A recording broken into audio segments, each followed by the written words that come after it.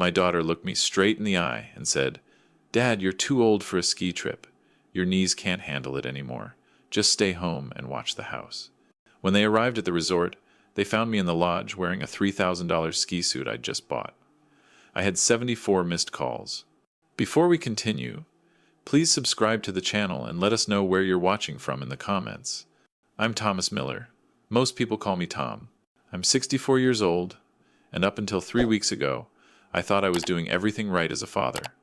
My wife Catherine passed away 4 years ago from cancer.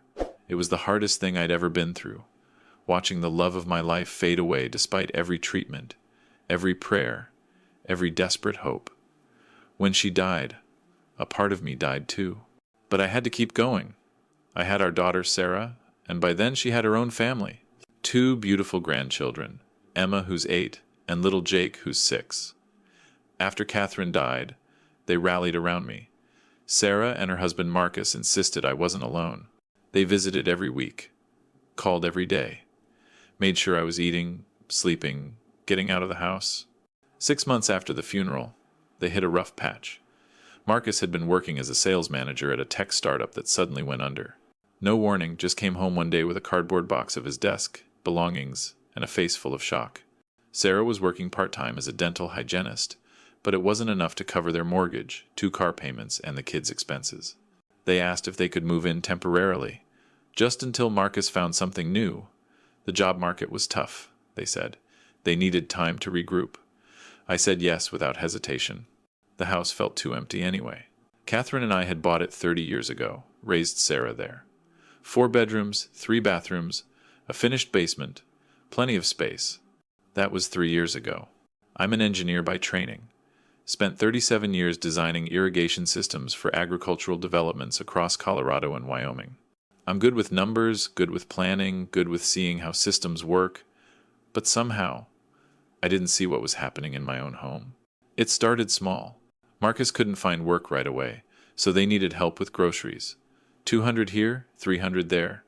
Then Emma needed braces, $4,000. Sarah said their dental insurance wouldn't cover it, and they'd pay me back when Marcus got hired. Then Jake needed therapy for some behavioral issues at school. $150 per session, twice a week.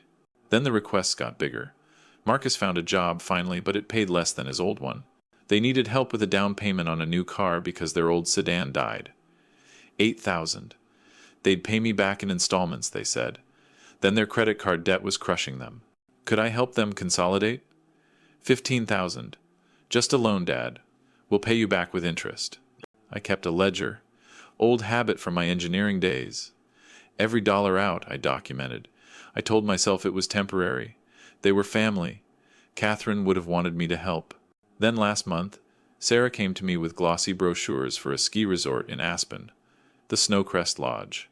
5-star accommodations, ski-in, ski-out access, fine dining. She and Marcus wanted to take the family for a week during the kids' winter break. The kids have never been on a real ski vacation, she said, spreading the brochures across my kitchen table. The same table where Catherine and I had eaten breakfast together for 30 years. Emma's friends at school all go skiing, and she feels left out. We really want to give them this experience. I looked at the prices. $8,000 for a week in a 3-bedroom suite, plus lift tickets, rentals, lessons for the kids, meals. Probably $12,000 total. That's wonderful, I said carefully. How are you planning to cover it? She looked at me like I'd asked a stupid question. Well, we were hoping. I mean, you've helped us so much already, and we know it's a lot to ask, but Sarah, I've been keeping track. Do you know how much I've loaned you in the past 3 years? Her expression hardened. Loaned?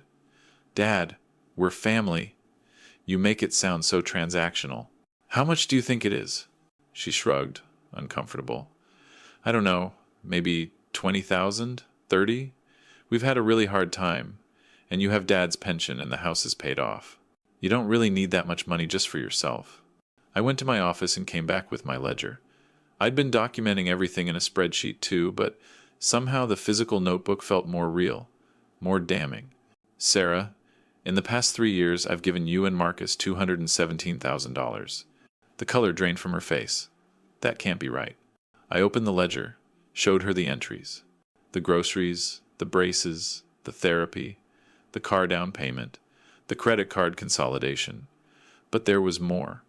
So much more I'd almost stopped noticing. The new furniture for their bedroom because their old stuff didn't fit the aesthetic. 7,000. The family portrait session with the expensive photographer.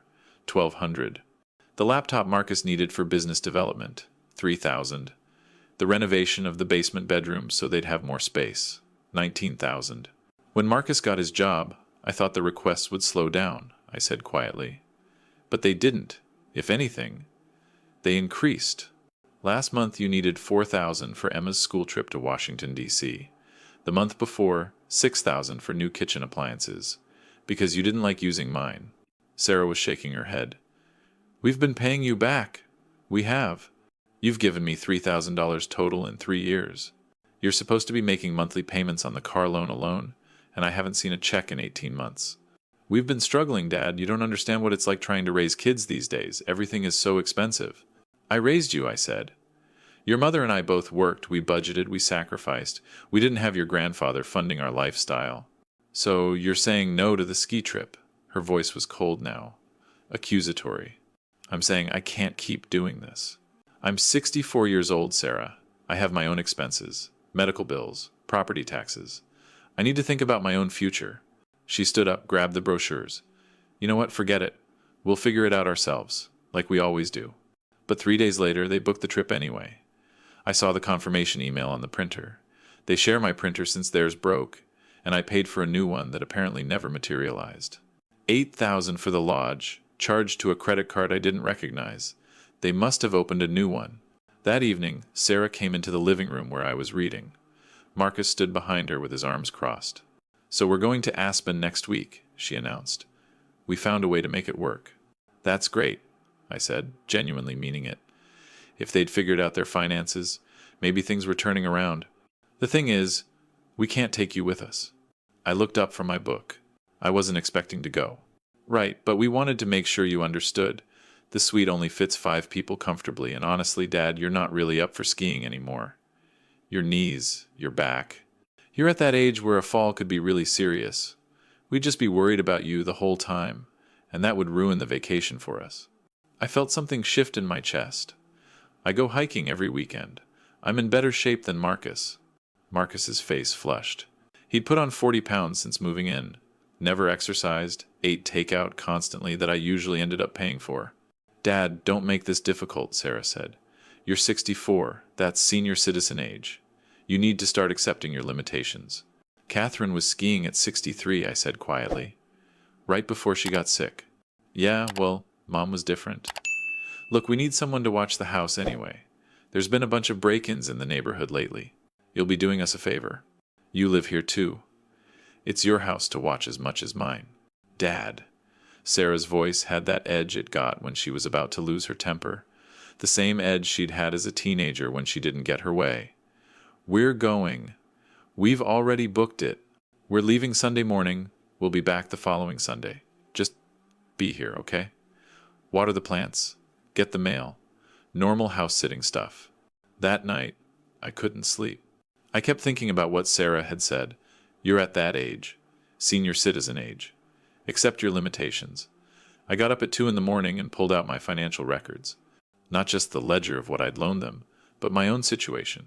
The house was worth about $700,000, paid off completely. I had my pension from the engineering firm, $3,800 a month. Social Security, another $1,900. Investment accounts that Catherine and I had built up, currently at $340,000. Medical expenses were climbing. My prescriptions ran about $400 a month, but I was financially stable, comfortable, even. But if I kept supporting Sarah and Marcus at this rate, I'd burn through everything in less than 10 years.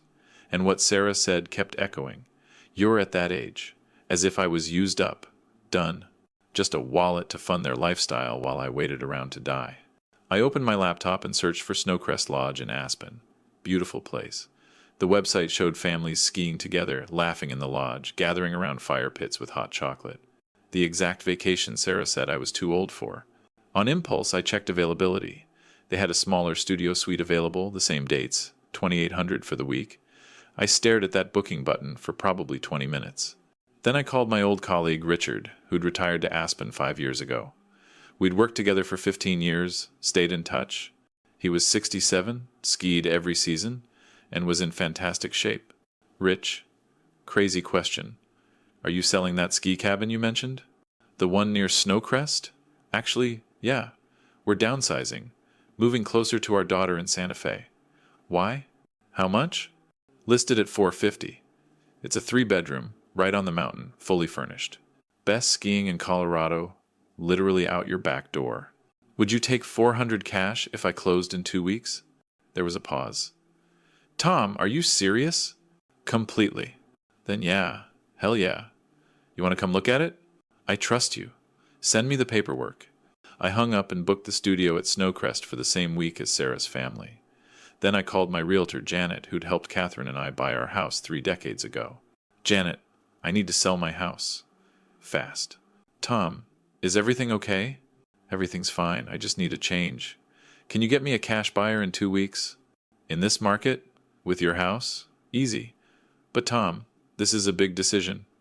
Where will you go? I'm buying a place in Aspen. She laughed. Okay, mountain man, let's do it. The next 5 days were a blur. Janet brought 3 potential buyers through. A young couple with tech money offered $680,000 cash, closed in 12 days. I accepted immediately. Sarah barely noticed the activity. She was too busy shopping for ski clothes, booking dinner reservations, planning their itinerary. When she saw the realtor signs go up, she asked about it casually. Oh, just getting the house appraised, I lied. For insurance purposes. She accepted that without question. Marcus never asked at all. I didn't tell them about Aspen. I didn't tell them about the cabin. I spent those days quietly packing my personal belongings. Photo albums, Catherine's jewelry, my important documents, my hiking gear, the engineering awards from my career. I moved everything into a storage unit across town.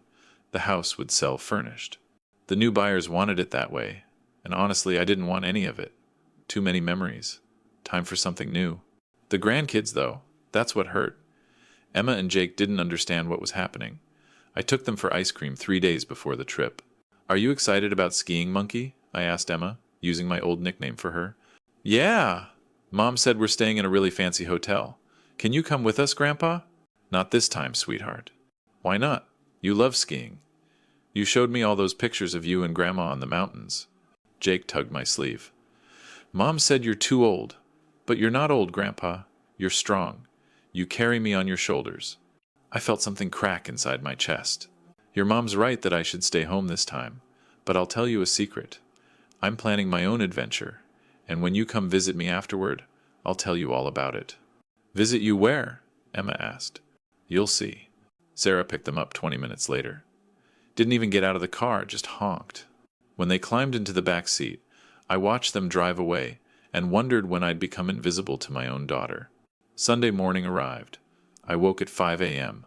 The house closing was scheduled for Monday, the day after they left. Perfect timing. I'd arranged to meet Janet at her office, sign the papers, get the check, and drive straight to Aspen to close on the cabin. Sarah and Marcus loaded their luggage into their SUV. The fancy luggage I'd bought them last Christmas for $2,000 when Sarah said their old bags were embarrassing. Emma and Jake were bundled in new ski jackets. Also my money, probably, though I'd lost track of what I'd paid for and what they'd somehow funded themselves. You'll be okay here alone, right, Dad? Sarah asked through the car window. Don't forget to check the mail every day, and if the furnace sounds weird, call that repair guy. I'll be fine. We'll call when we get there. The cell service might be spotty on the mountain, so don't worry if you can't reach us. Have a great time. Marcus didn't say goodbye. He was already on his phone. I watched them drive away. The sun was just coming up, winter lights slanting across the driveway. The same driveway where I'd taught Sarah to ride a bike 36 years ago. Where Catherine and I had kissed on our 20th anniversary, under the stars.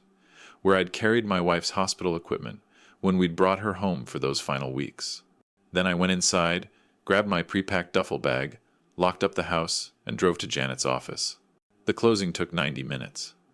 When Janet handed me the check for $680,000, I felt lightheaded. You're sure about this, Tom? Absolutely certain. And Sarah knows? She will soon enough. I drove straight to Aspen. 5 hours through the mountains, listening to the same Johnny Cash and Willie Nelson that Catherine and I had always played on road trips. When I pulled up to the cabin, Richard was waiting with champagne. "Welcome home, Tom. You're going to love it here." The cabin was perfect. Not huge, but beautifully built, with floor-to-ceiling windows overlooking the slopes. A stone fireplace, modern kitchen, everything I needed and nothing I didn't. "The previous owners left some ski equipment in the garage," Richard said. "You're about the same size as the guy. Might save you a rental." I moved my stuff in that afternoon, changed into thermal gear, and hit the slopes for an hour before sunset. My knees felt fine. My back felt fine. I felt more alive than I had in 3 years. That evening, I checked into Snowcrest Lodge. The studio suite was cozy, right on the resort property. I could walk to the main lodge, use all the facilities, and still have my cabin for privacy. Best of both worlds. I spent Monday and Tuesday skiing, exploring the resort, eating well.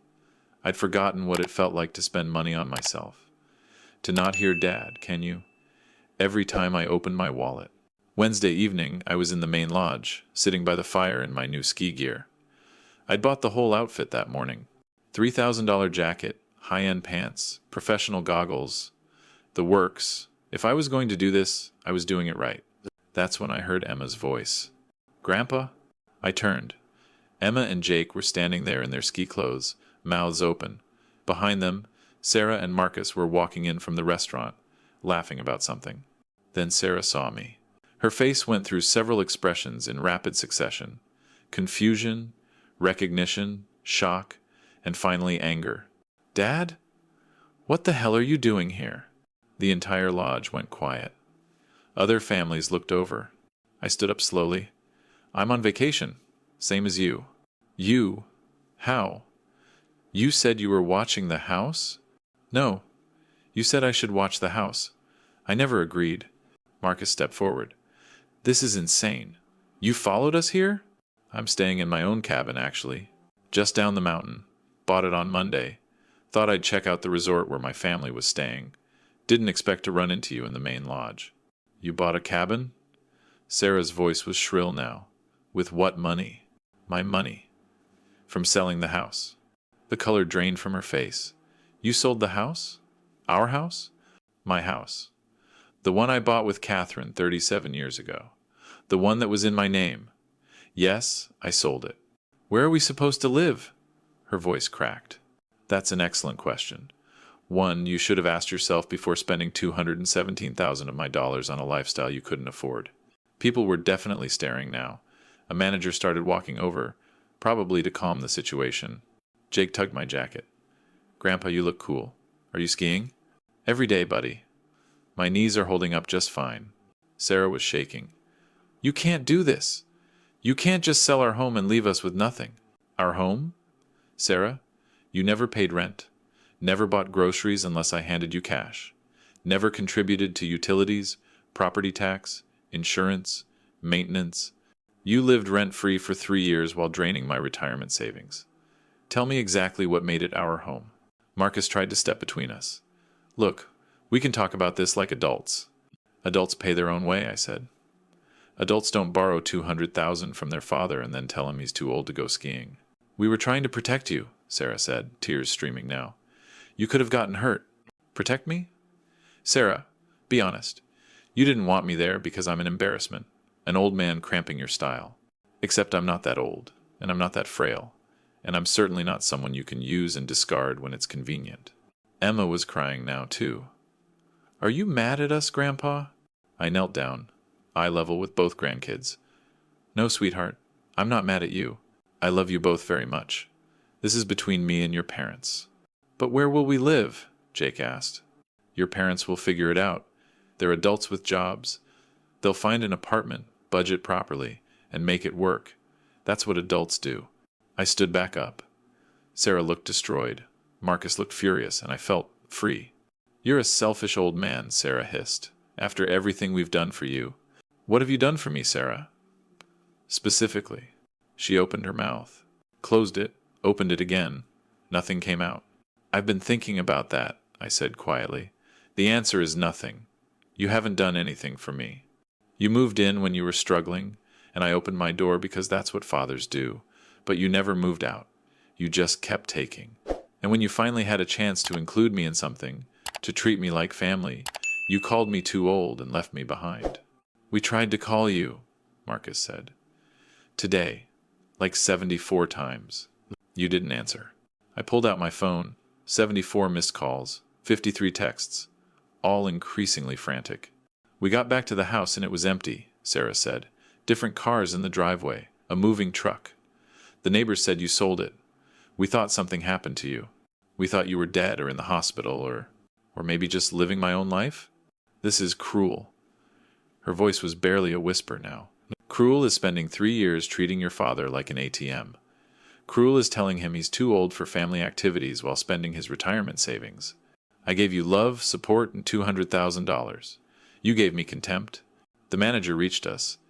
Folks, if we could take this conversation somewhere more private.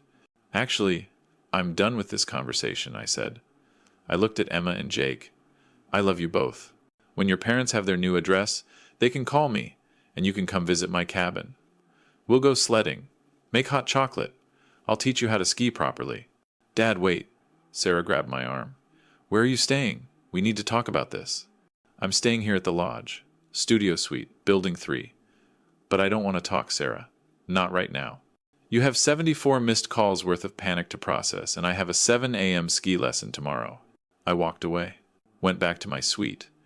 Ordered room service. A proper steak, medium rare, with a good whiskey. Ate by the window, watching the snow fall on the mountain. My phone rang 16 more times that night. I didn't answer. The next morning, I went skiing. The instructor said I had excellent form for my age. I didn't tell him that my age wasn't a limitation I was accepting anymore. I saw Sarah and her family twice more that week, always from a distance. At breakfast in the lodge, on the slopes, in the village, we didn't speak. Emma waved once. I waved back. That was enough. On the last day of their trip, Sarah left a note at the front desk. I read it in my suite before checking out. Dad, we're sorry. We didn't realize how much we'd taken. Marcus got a promotion last month that we didn't tell you about because we were afraid you'd ask for money back. We make decent money now. We just got used to spending beyond our means because you were always there. We found a 3-bedroom apartment in Aurora. It's small, but it's ours. We'll pay our own way. We want the kids to know their grandpa. Please call us. I folded the note and put it in my wallet. 3 months later, I'm still in Aspen. The cabin suits me perfectly. I ski most mornings, hike the trails in the afternoons, read by the fire at night. I've made friends at the local coffee shop, joined a book club, started dating a woman named Patricia who teaches yoga and doesn't care that I'm 64.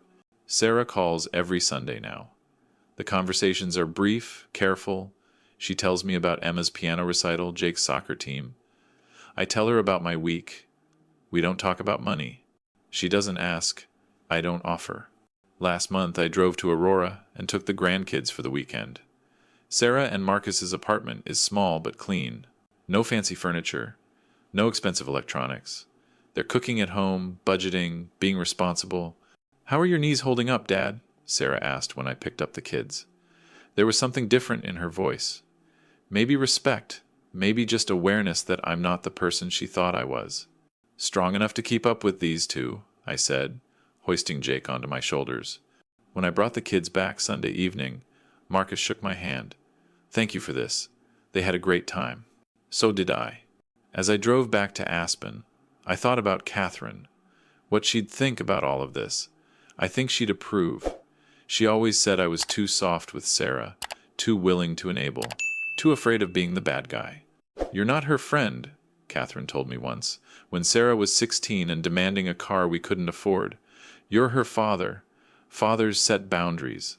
That's how kids learn to respect themselves and others. I was too old for a ski trip. That's what they said. Too old, too fragile, too much of a burden.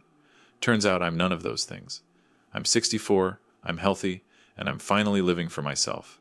The house is gone. The money I would have wasted is now invested in my own future.